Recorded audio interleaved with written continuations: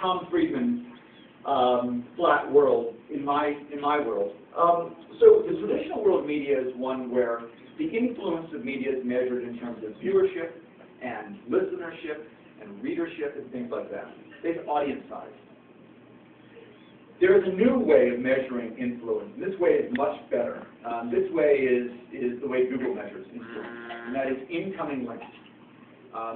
The way incoming links are an extraordinary thing. When I blog links to your site, they're saying to their readers, go. Leave me. Go to that site. I think you'll like it. If you like it, maybe you'll think better of me for recommending it, and you'll come back. So a link is an ultimate act of generosity. It's a transfer of reputation from one place to another. When a blogger links to you, the blogger is giving some of their reputation to you. And that's what Google PageRank does. It adds up all of these incoming links and establishes something called PageRank, which is a measure of your reputation online. And this is the world's websites ranked by the incoming links. And what's interesting about it is that it starts just the way the old world started, with the mainstream media on top. The New York Times, CNN, the Washington Post, the Associated Press, BBC in the UK, the San Francisco Chronicle, the Guardian, your Marine News Service in Japan, Wired, there we are, Boston Globe, the Times in the UK. And what's this? This red line here. This is a blog called Boing Boing. This is Mark and David and John and Corey and Shenny. They're bloggers, and they blog at home. And they blog, they're pretty much for free. And they have more incoming links. They have more power. They have more currency in the Google economy than Forbes magazine, than Time magazine, Fox News, Business Week, CBS, National Public Radio in the United States. And here's another red line. It's Pete Rojas. He was a blogger who started a gadget blog called Engadget. He ran it out of his apartments in Brooklyn and New York.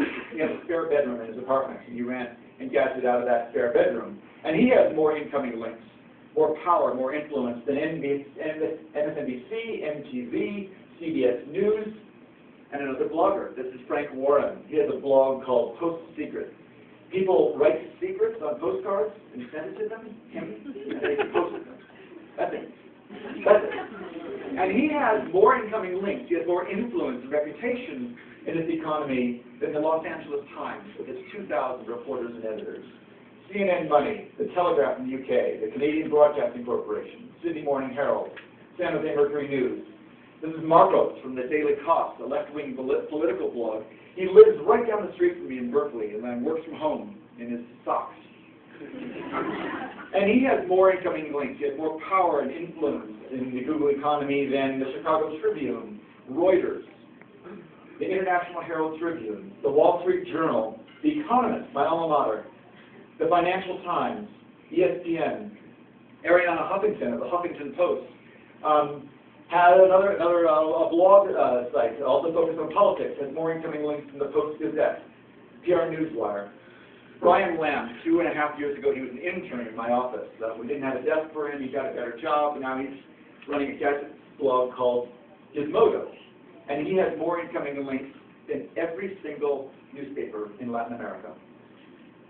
Glenn Reynolds, University of Tennessee law professor, who in between classes, he blogs a sentence or two at a site called Instapundit, and he has more incoming links than 99.7% of the world's media. So these gray things here represent huge companies with thousands of employees and skyscrapers. And these red things represent people who are doing it for free. And what's amazing about this is I, by the way, am one of these gray things. I'm one of these big companies with skyscrapers who have huge costs. And I have to compete not with these, just the top 90, and there's 10 million more of them. And each one of them has the ability to do something I cannot do. Now I have, look, I have a monopoly on the 20th century. I mean, we own the tools of production. You should see our factories, our printing presses. They're as big as a city block. You cannot compete with us in the 20th century. You cannot print millions and millions of copies of magazines and ship them and put them on newsstands. We win. We win. You can't compete. And then along came this new medium where everybody has a printing press, where everybody has access to the consumer, where the newsstand has infinite shelf space. And now we're stuck in the one-size-fits-all model that only works at 1 million people and above. And we're competing with 1 million people who can write for audiences of 10 or 100 or 1,000. Together, they're a bigger market than our market. We now have to compete with the specific, and we're stuck doing the general. I know we're going to hear more about Google in the next talk, but just to remind you that Google is both our best friend and our worst enemy. What Google does is it makes this long tail of bloggers findable. It makes them accessible. We can only focus on big advertisers. We have Salesforce, and we work with the Fortune 500 really well. We don't work well with the Fortune 5 million. Google has the ability to tap the long tail of advertisers, the small and medium-sized advertisers who buy keywords with 5 cents a click. We don't know how to do that. Google has the ability to put ads on blogs. We can only put ads on magazines. There's a lot of opportunity in putting ads on blogs. The long tail of marketing, the long tail of being able to match specific tastes with specific products is something that we in the mainstream media are very bad at, and something the internet is very good at. And it is both terrifying and also very exciting for us to think about how we can do like Nike and find some way to tap this new marketplace, this niche and minority taste, in a way that allows us to carry our brands into that world, but give people something beyond the one-size-fits-all. So I'm going to end with the video, and then we'll have a little talk about Google, and then we'll have a little Q&A. I hope the video works.